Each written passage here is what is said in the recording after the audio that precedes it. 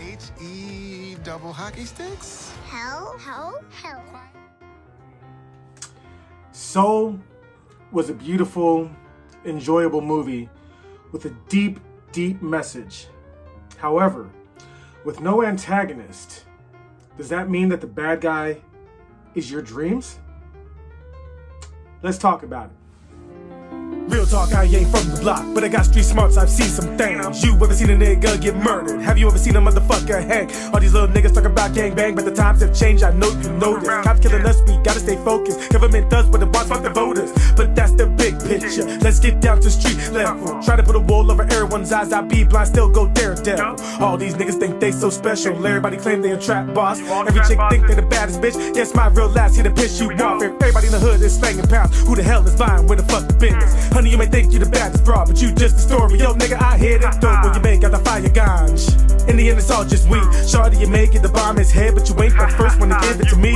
I ain't a drug dealer, but I still got the water cash. Not trying to brag, just stating the facts. Spend what I want, and I make it all back in a matter of days. I still get paid. Bitch, don't like my game, I still get laid. And I don't give a damn if you like my shade. I'm DJ Shades, I still get played. I'm on that real shit. Drew be on that real shit. I'm on that real shit. Drew be on that real shit. I'm on that real shit. Who be on that real shit? I'm on that real shit. Who be on that real shit?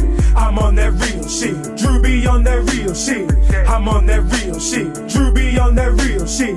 I'm on that real shit. Who be on that real shit? I'm on that real shit. Real talk. I ain't from the block, but I got street smarts and I seen some things. How many?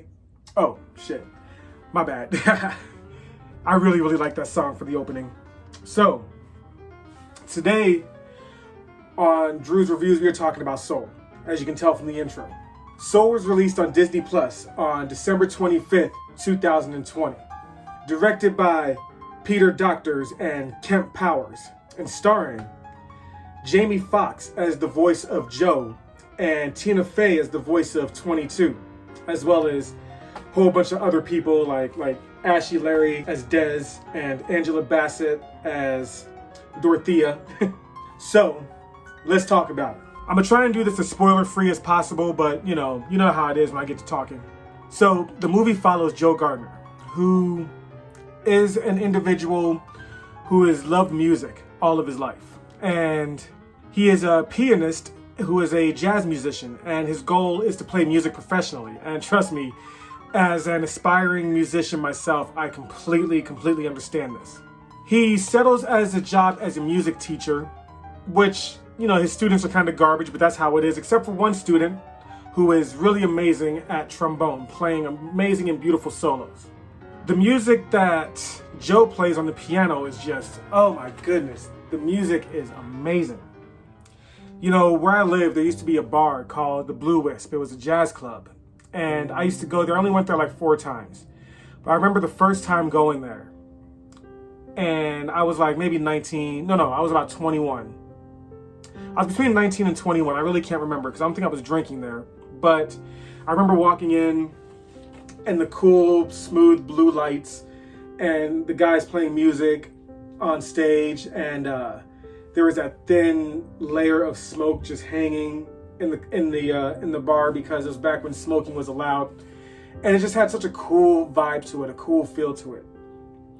And I remember one time I went with my homie Tony, who actually raps with me on a bunch of songs you've heard on the channel. And I remember one time me and him getting a chance to play with the band. I was playing on drums and he was playing on guitar, and we were just man. But anyway, so Joe, he has this love for music after his dad took him to a jazz club when he was younger. Now, Joe finally gets his big break thanks to Curly, one of his old students who happens to drum with Dorothea Williams, who is this, this very diva of a character. It's funny because she reminds me of my grandmother, who had a very, just that kind of look on her face. And I'm talking about my mom's mom, and I have very few memories of her because she died when I was really young, but just based off her pictures and everything. And just my mom, her being a singer too, kind of had that whole swag, but not all the time. I can definitely see my mom in Dorothea Williams. It's crazy. But anyway, Joe ends up getting into an accident like you see in the trailer, and he becomes a spirit. So throughout the movie, he's trying to get back to life because he wants to get his big break. And he is assigned by these extra-dimensional angels that he is assigned Soul 22. Now, 22 is an old soul. The soul they introduced before her is in the 100 billion range, and this soul pops out at 22. Now, granted, it's a soul, hasn't been assigned a gender yet or whatever, so I've caught a lot of reviewers referring to 22 as they and them, but that confuses me personally because there's two characters in the movie, so when you're saying they, when I'm listening to it, it sounds like you're talking about multiple characters. I don't want to offend nobody because I know the day and age we live in, but I'm going to refer to 22 as her because it is Tina Fey playing the voice, and Tina Fey is a her. So, you know what I mean? Deal with it. Anyway, 22 has had a whole lot of different mentors to try and help find her spark to make her get an Earth pass to go be born. And that's kind of the MacGuffin of the movie, that getting that Earth pass and having her find her spark. She doesn't want to be born. She likes being in the afterlife, or the before life, I should say, and just kicking it. Joe doesn't want to go to the great beyond. He wants to come back to Earth. So their plan is to help find her spark, and when her thing turns into a Earth pass, he'd take it and he'd get back to his body. Now, I only seen the first trailer, so the shenanigans that ensue, I don't remember if it's in the trailer or not, so I'm not going to really go into what happens. But, typical Pixar fashion, everything, there's a sad part, and then it lifts back up again, So that's a brief synopsis of the movie. I'm going to go over first what I didn't like about the movie, and I'm going to go over what I did like about the movie. So one thing I didn't like is that there are no antagonists. Now, I kind of feel like the most antagonistic character is this character named Terry, who is one of the one of the angelic beings. Now, the other angels are a bit taller and rounder, have this very Picasso kind of art style to them, and they all go by Jerry. But Terry is smaller and has a whole bunch of more angles and moves only in a straight line, which is really cool from an animation standpoint. I forget the reference to an earlier animation that it comes from, but I thought that was really cool. Terry counts all the souls and realizes one soul is off because Joe forced his way from the great beyond, the escalator leading to that white light. He forced himself away and ended up going through some weird stuff and ends up in the before, the before time, the before area, the area where all the souls are before they're assigned to people to become born. So Terry notices that the count is off, so Terry's mission is to rectify it. And rectifying it, realizing that Joe is the anomaly, needs to get Joe back to the great beyond and needs to get 22 where 22 needs to be. I guess the other antagonists are these things called the lost souls, who are people who are so wrapped up and obsessed in their work that they become these big black hulking monsters that lash out. But all you kind of have to do is soothe them with some bongos and stuff, thanks to Graham Norton's character, Moonwalker, Moon River, Moonshine. Some hippie style character, still a fun character, but they're just lost souls, and all you have to do is just purify them, similar to how Korra was purifying the souls in Legend of Korra. Actually, thinking back on it, it kind of seemed like the same design, big, hulking, one-minded things, but goes back into normal after you do a ritual. So that's really the only antagonist. Obsession. Kind of weird how both Wonder Woman 1984 and this movie were released on the same day, and the antagonists were feelings. Come on, let's go drink till we can't feel feelings anymore. In Wonder Woman 84 it was greed. In this one, it's obsession. And you're obsessing over what you feel your purpose is. And, that shit really hit a chord with me because that, what I'm saying? I get that because literally before I saw the movie, I had a conversation with my dude, JT, shout out to the villains. I was talking about how my one purpose in life is art. You know, not YouTube, not music. Everything I do is for that one goal, is to draw and to produce this story that I've been working on for so many years. And that obsession has kept me from doing terrible things to myself, you know. Anytime I felt super depressed and wanted to, 86 myself, end it all, I would remember, like, no, we have our story, we have a mission. And I completely understand that. Joe was the same way with his music. It didn't matter. He didn't care who he stepped on in the way. His music was all that mattered. And I get that. I completely get that. And it was crazy seeing this movie tackle that. And though that can be an enemy, it just really wasn't a physical kind of bad guy that, I really enjoy. Once again, shout out to the villains. Another thing I really did not like was 22's buck teeth design. I really, just from a design standpoint, I'm not a fan of that. I don't get it, and I kind of feel like a lot of her emotions, was one that stands out really well to me is when she is leading Joe into her box that says this is just a box and it has all of her stuff in there, but the way she's walking and her expression is just locked as she's going across. I don't know, I just didn't like it. I just did not like it. And then finally, now we're going to go into a little bit of a spoiler territory right here, okay? So feel free to, I'll tell you when it's over. So we're going right here, spoiler territory. I did not like how at the end when Joe's playing the piano, they explain that when you're doing some shit that you really love, you get into the zone, and I get that when I'm animating or drawing and I'm sitting there, next thing I know, hours have passed, but I didn't realize it. Same thing with Joe when he's playing his music and, he just gets out of there. There's a song, in fact, let's go ahead and play that song right now, called It's Been a Minute, where me and my dude were rapping, and I remember I rapped my verse went on for 3 minutes because I just kept on rapping because I was in the zone. I was like, oh, yo, I need to cut this back. But I get that. And Joe got himself into the zone so he can go back into this afterlife. The zone is an area in the before time that you can get to through some weird ways, and that's where you go when you're obsessing over something, when you're, all up in that. So anyway, that's where Joe goes, but I did not like how he goes there to find, and he finds, Moon Dragon, no, that's a Marvel character. He finds Graham Norton's character, and he says how 22 has become a lost soul.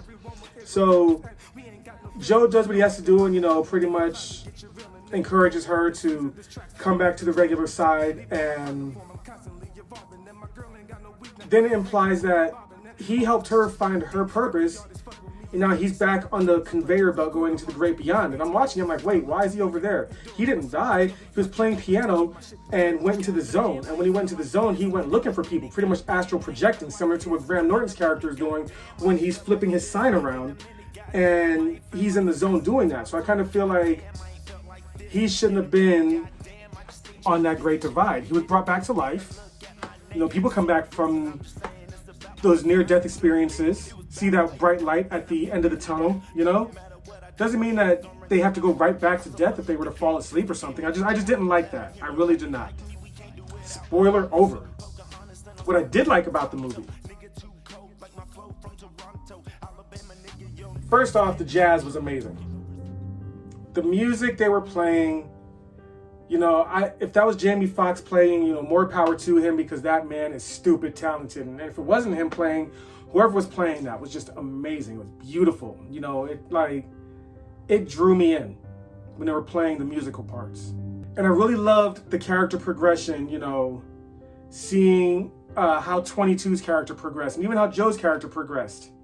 Even though I was kind of annoyed with his obsession, but only because it reminded me of me. Not to mention, he's a black brother with glasses, that feels just like me, And funny story, my youngest son, he had found a little plush of Joe, and he was wearing a purple jacket. I guess it's supposed to be the blue suit that he's wearing in the movie, but it was purple for the little plush. And my boy was like, look, Daddy, it looks like you. And I was like, dang, my boy's roasting me. I gotta say, this movie had an amazing representation of humans. People of color did not look like a parody. You know, when they were inside the barber shop and you could see all the different black people and, you know, different hairstyles and expressions, it didn't feel like they were, you know, trying too hard, and didn't feel like they were being offensive. You know, even the Indian lady, you know, the Indian doctor who, you know, she looked Indian. You know what I'm saying? Like the way they structured her face, you know, they did a great job. Pixar is just amazing. And another plus would have to be the animation. You know, I mean, I've always, you know, Pixar has amazing animation. They were the first studio to do a fully live action CG movie with 1995's Toy Story. Was it 95? I don't know. And they just keep on getting better. You know, for all you Easter egg hunters, there are a ton of Easter eggs, especially in the Hall of Everything, where you see like one soul who does bow and arrows similar to, what's her name? Meredith from Brave. You have the A113 Easter egg. You got the Pixar ball and the lamp, you know, the pizza truck. Apparently, this movie is connecting or proving the theory of all the Pixar movies are connected. Now, I haven't paid that much attention to the Pixar movies to really see that, but, you know, you guys online be saying that, and, you know, so be it. If that's what it is, that's what it is. You know, I think it's really cool, though. You know, for instance, the Dora technology that the aliens are using to get people from one dimension to the other is very similar to Monsters, Inc. Now, to me, I just think, hey, they thought they had some cool stuff and just keep using it. Why not? But if it's all connected, it's all connected. That's dope. You know, at the end of the day, this movie is very deep. It tackles a very, very challenging question. Why are we here? What's our purpose in life? What happens when we die? What happens before life, you know? And it tackles those in a very fun and easy to swallow way. I can really, really appreciate that. And at the end of the day, it has a great moral, you know? Don't let your obsessions define you. Don't let your talents and your dreams only shape who you are in your life. You know, there's so much to life out there to experience than just chasing the dragon, so to speak. And for me, you know, that rings super true. You know, I keep on chasing dreams. I often tell my friends, you know, damn, it would be nice to just be a fan, because you can just enjoy everything. When you're a producer, an entertainer, a performer, an artist, there's so much you're looking at. There's so much you're critiquing. There's so much that you want to do. You can't enjoy the small things. And I feel like that's what we got to remember to do, everybody. You know, we're here in 2021, and I mean, hell, we're only barely 2 weeks into this year, and things are already getting crazy. Tomorrow's never guaranteed. You got to enjoy what time you have with what's around you. Your friends, your family, your loved ones. If you don't have that, yourself. Love yourself. Great movie. Great movie. I'm going to give it a B+. I'm going to give it a B+. Honestly, without an antagonist, it's really hard for me to want to watch it again. And it's one of those deep movies that really cut you, you know? Maybe one day I'll do a ranking of all the Pixar movies. I don't know when this one's coming up. As of this recording, I am going to record next my top 13 in the Star Wars franchise, and then Wandavison when episode 1 comes out next Friday. So I'm looking forward to that. This will probably air Wednesday after that, I guess. Whatever. So, thank you guys for watching another episode of Drew's Reviews. I'm your boy, Token Drew. Live up. Smoke out.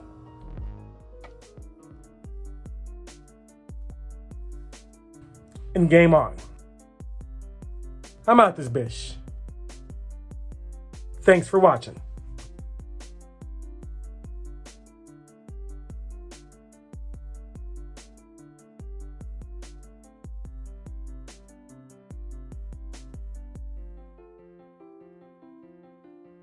Real talk, I ain't from the block, but I got street smarts, I've seen some things. You ever seen a nigga get murdered? Have you ever seen a motherfucker hang? All these little niggas talking about gang bang, but the times have changed, I know you know this. Cops killing us, we gotta stay focused. Government does what it wants, fuck the voters. But that's the big picture. Let's get down to street level. Try to put a wool over everyone's eyes. I be blind, still go daredevil. All these niggas think they so special. Everybody claim they a trap boss. Every chick think they the baddest bitch. Guess my real last here to piss you off. If everybody in the hood is slanging pounds, who the hell is buying? Where the fuck the business? Honey, you may think you the baddest broad, but you just a story. Yo, nigga, I hit it dope when you make out the fire ganj. In the end, it's all just weed. Shorty, you make it, the bomb is head, but you ain't the first one to give it to me.